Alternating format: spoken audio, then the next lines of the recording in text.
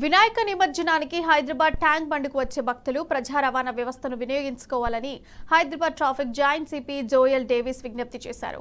ఆర్టీసీని, MMTC, metro రైళ్లలో tank బండ్కు రావాలన్నారు. మరోవైపు సొంత వాహనాల్లో వచ్చే వారికి నిర్దేశించిన పార్కింగ్ ప్రాంతాల్లోనే వాహనాలను నిలపాలని సూచించారు. 3200 మంది ట్రాఫిక్ సిబ్బంది 2 షిఫ్ట్లో గణేష్ బందోబస్తు విధుల్లో ఉంటారని జోయల్ డేవిస్ తెలిపారు.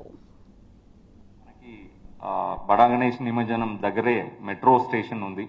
సో మీరు ప్రతి ఒక్కరు వెహికల్స్, ఇండివిజువల్ వెహికల్స్ అలా వాడకుండా మెట్రో యూజ్ చేస్తే ఇది చాలా వరకు జులూస్ కానీ అరేంజ్మెంట్స్ చూసుకుంటున్న వారికి కానీ మాకు కానీ హెల్ప్ అవుతుంది. అదర్ పబ్లిక్ కూడా ఇబ్బంది లేకుండా ఉంటుంది.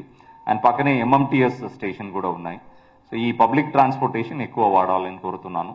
మనకి మెయిన్ రూట్ దాదాపు 18 కిలోమీటర్స్ ఉన్నాయి. అది కాకుండా 24 ట్రిబ్యూటరీ రూట్స్ ఉంది.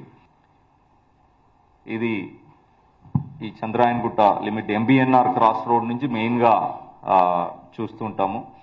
ఇక్కడ బాలాపూర్ గణేష్ ఇక్కడ నుంచి స్టార్ట్ అయి వస్తుంది.